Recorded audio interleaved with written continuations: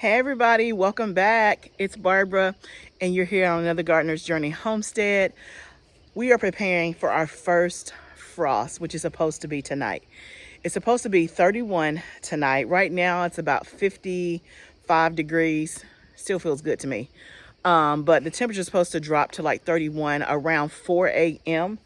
From 55 to 31 over that span of time. It's probably an hour before the sun goes down right now. So I'm out here just kind of looking things over and preparing in case we actually do get the first frost. Also, our first expected frost date is October the 19th. The day that I'm shooting this is October the 17th. I'm not sure when you'll see it, but it's October the 17th. So it's right around the time when, of course, the expected first frost is. So, they got it right this time. But what I'm doing is I'm making sure everything is good. You saw me watering. I read this a lot last year and I never intentionally did it, but I read that making sure that your plants are moisturized and have water before a frost can actually help the plant, which to me sounds like the opposite. But it was saying that you don't want them to be dry. Now, you don't want them to be saturated, and especially like not the leaves. So you saw me just doing some light water and I'm just, testing it out. And I tried to spray at the base and not the actual leaves. Now, obviously there's some water that got on the leaves, but I concentrated on the base of the plant just to make sure that it has some moisture. And what I was reading, it was saying that the moisture, like if the cell walls of the plant have moisture, it can withstand the frost more. So I'm doing that. And also I'm going to mulch a little bit more heavily on the beds so that they have a nice insulation. This will just be the first night, so it's not like it's prolonged, but we're supposed to be in the below freezing temperatures for the next 3 nights. I think the other 2 nights are supposed to be 29 degrees. So this may be it. This may be really it. So what I'm going to do is I'm going to mulch the beds more heavily and put a thicker layer of mulch. Now I'm in the back of the house, and in the back of the house, I'm using those pine shavings that I always use just because it was hard to get the wood chips back here, with my husband. So I already had these. So I have another bag that I haven't finished. So I'm going to go through and mulch the beds a little bit more heavily. And then I'm thinking I'm going to put some covers on. So let's go ahead and mulch now and see what we get.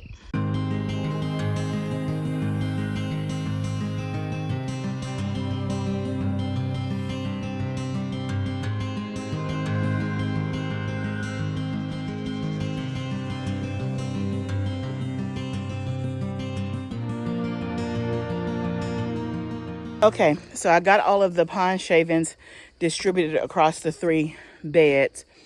And so now I'm going to put the cover on where I already have the structure. Let me turn you around. You can see that this already has a structure. I bought this last year in case you're new and you didn't see the video where we used this last year. This is from Gardener Supply. I love it.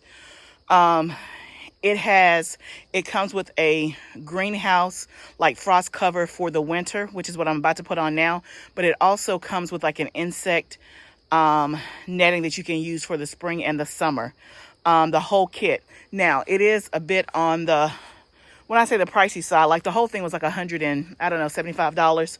But I really, really like it. It fits my bed perfectly. It's a 4x8.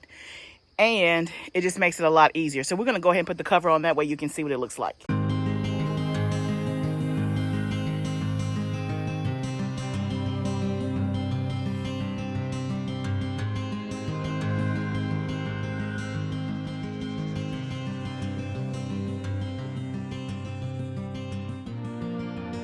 Okay, so you can kind of see the idea of that. I had it inside out the first time I was doing it.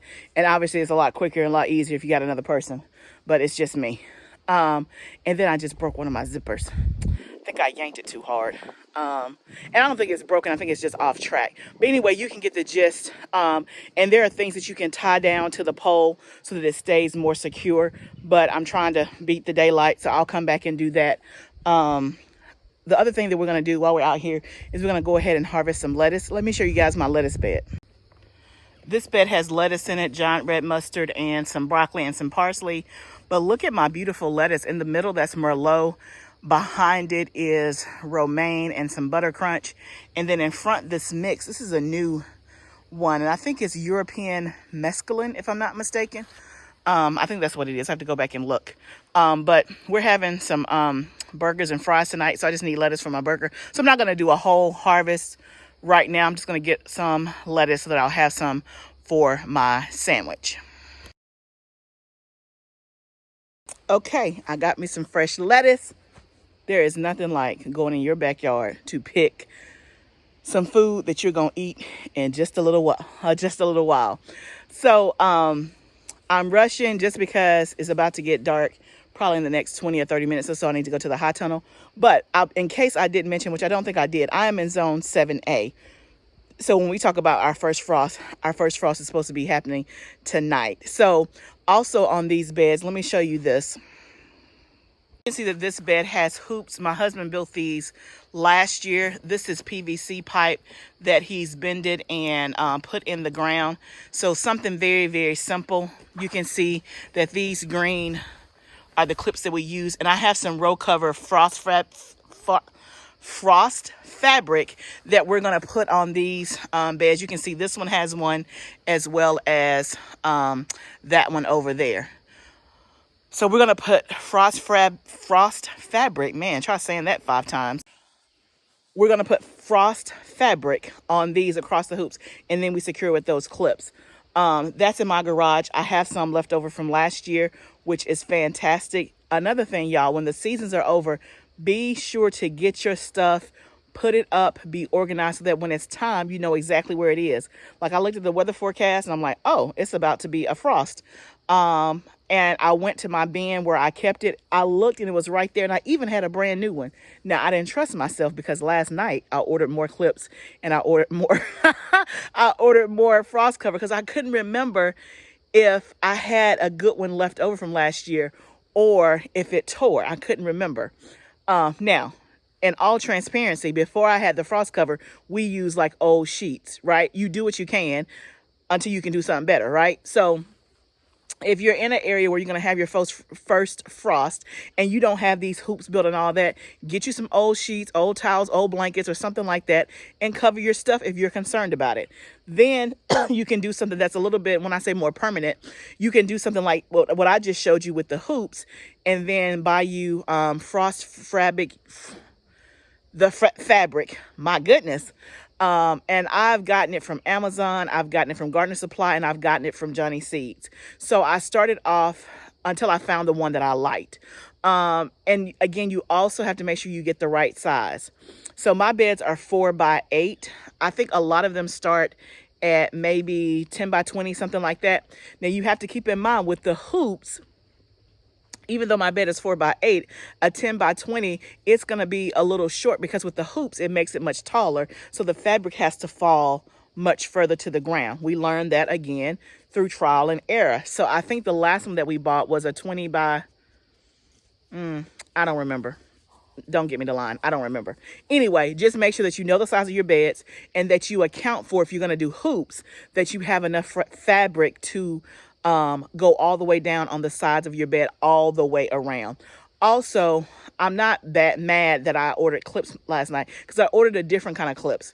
So the green clips that you see right here that I showed you, this is the second type of clip that I've had. What I ordered last night was a stainless steel clip that seemed like it had more give, for lack of a better term. On these green ones, you can see, let me show you. It's really, really short, for lack of a better term. Like, it's not flexible at all. It does hold, but because it's so short, for lack of a better term, I don't like it as much. The other ones that we had before, let me grab it. Let's see if I can grab one. This is the kind that we used before. And they come in all various sizes. The big, thick ones that hold the best, to me, are too hard to get on and off. Now, my husband can do it really well, but I can't do it. These are good that you can see. This is a much smaller one and a much thinner one, but it doesn't hold as much, depending on what type of, now for like a sheet or something, it doesn't hold that much. But for the frost fabric, it's thinner, it's lighter weight. It can tear a little bit more easily. Again, you figure out what works best for you and what you like. But we've gone through a couple, like we started with this, but thicker. or thick. We started with this thin, and then we got some big thick ones. I don't see any of them out here. And then we went to this last year that is definitely tight, but it doesn't have any give. Like, it's not gonna bend, it's not flexible, versus this is more like a clamp. So what I ordered was a stainless steel version of this, but longer. It's more of a clip and has more, it looks like more of a spring. So it's like combining the two. And so we'll see how I like that. So I'll do another video if you're interested on us actually putting the frost cover on the hoops. And if you want me to, I can maybe get Marcus to talk through how he built the hoops and how he did it. Like, really, really easy. When I say easy, easy, because literally I think when we built these, it was like a panic thing. Like, oh my God, the frost is coming. It's supposed to like dip tonight. And we had a hard time securing the sheets. Like, I don't know what happened. We found the sheets like all over the ground. We woke up in the next morning because it wasn't secure. Anyway, somebody told him, man, just go get you some PVC pipe. It's really, really easy. He literally went to Home Depot that night, built it as the sun was going down, put them together. And then of course, he made it look better, you know, the next day and all that. But it was pretty easy. So if you're interested in how he did it, let me know. I'll get him to come on and talk about it and maybe show you. And then if you're interested in seeing us put on the frost fabric with these, or I mean the new clips, then let me know. But I'm going to go ahead and run for now. I got to go down to the high tunnel. Everything down there is pretty much mulched pretty good, except I got like a half a row that I need to mulch. So I'm going to go ahead and do that really quickly. But in the high tunnel, I'm just going to close everything down tonight. I'm going to close the doors, roll down the sides. So it's going to be fine. I'm not concerned about that. One night at 31 degrees, it'll be fine. The stuff outside in the big garden space, the space is just, when I say it's too big, now obviously I don't have the whole garden outside planted for the fall, because if I did, that would be way too much space to cover. But I'm not going to stress too much and try to do anything with the stuff in the outside garden, just because, yeah, it's too big, it's long, and again, remember, I'm experimenting, and so we're going to see what happens. But the other thing is that I did mention that I want to make sure that I preface is that everything that I have outside in my raised beds is frost hardy, which means it can withstand temperatures at least up to 20 degrees. Okay. So you have frost tender and you have frost hardy. Frost tender is like a step below, or a step below frost hardy. Like it can't withstand freezing temperatures, but it can get, I don't know the exact definition and what the temperature is, but frost hardy is like the top of the line, so to speak. Right. And so everything that I have planted outside is supposed to be frost hardy. Now, one night at 31 degrees is not going to kill anything. When you have sustained, then some stuff may tend to struggle, especially if it's not covered. So when you cover it, you're just going to insulate it even more for it to be able to withstand the temperatures, right? So when I say frost hardy, so that's all of your brassicas, like your broccoli, your cabbage, your greens, all of that stuff can withstand up to 20 degrees. Your carrots. So again, out here, I have lettuce. Lettuce might be the most tender thing that I have out here, but I have broccoli, which is fine. I have, what do I have over here? Cabbage, which is going to be fine. I have beets and carrots in the other bed over there, which will be fine. And I have kale, which will be fine. So again, I planned that strategically because I knew that, again, it would be succumb to the elements outside. The high tunnel, again, I'm less concerned. Now, we do have the ability to heat the high tunnel. It is not hooked up yet. So like we have all of the stuff. It's just a matter of getting propane out here. We didn't do it last year. It was on the list and just didn't get done. But it is wired. So if we needed it, we could do it. Sorry. Whew. So anyway, let me know when your first frost is expected in your area. Okay, the dog saw something, so they're off to go run somebody off. Let me know when the first frost is expected in your area, what things you do to prepare. Especially if you do something different, I would love to know. But I said I was fine. I said it felt good, but it's a little chilly now.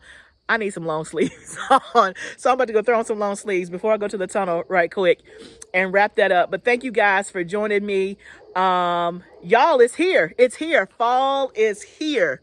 And it's about to be that time where we have to protect our plants, see what's going to happen and all of that. So I wish you the absolute best. Thank you for stopping by. If you like what you're seeing, please subscribe to my channel. And remember, this is all a journey. Let's grow together through the summer, through the spring, through the fall, and through the winter. Let's grow together. See you next time, friend.